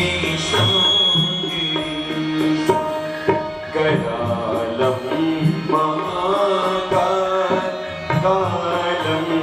कृपालं गुणागार संसार पारं नतो प्रभाति कल्लोलिनी चारुगंगा लसत बालबाले कंठे बुन्दं प्रकाशं प्रगल्भं परेशम् अखण्डं अजं कोटिप्रकाशं त्रयशून्यं प्रतिमागम्यं गणातीत कल्याण कल्पान्तकारिणी सदानन्दिता चिदानन्द संदो ओमापहारी प्रसीद प्रसीद प्रभो मनमहारी न यावदुमानात् न तावत्सुखं सादृशं तापनाशम्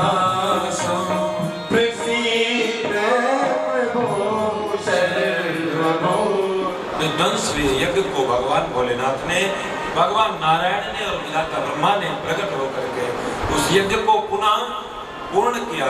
दक्ष प्रजापति ने भगवान की स्तुति किया और माँ भगवती सती जो की अपने शरीर का परित्याग कर चुकी थी, उनका अगला जन्म हिमाचल राज की पुत्री और माँ भगवती मैना की पुत्री देवी पार्वती के रूप में हुआ। बोलिए पार्वती मैया की जय। सब लोग बड़े भाव के साथ कीर्तन करें और आचार्य जी आरती की व्यवस्था कर लेंगे। आज की कथा को, आज की मंगलमयी वाणी को यहीं पर विराम। यही व्यासपीठ से इसके लिए मंगल कामनाएं हैं। ठाकुर जी करें 100 साल जिए, लंबी उम्र जिए और अच्छी उम्र जिए, सफलता की सीढ़ियों तक के हर सफलता। कृष्णा कृष्ण हरे हरे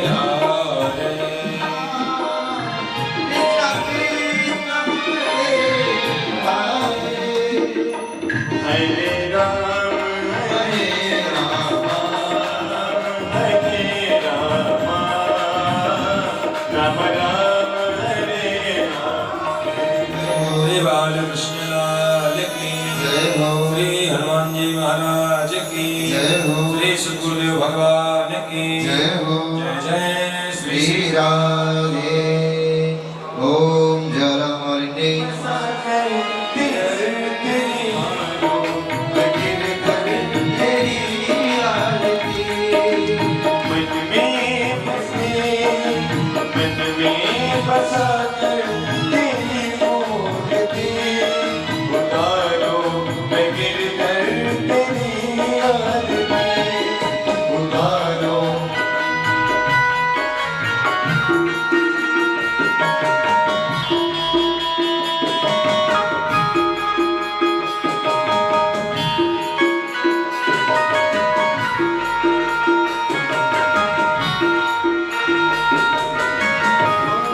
सीता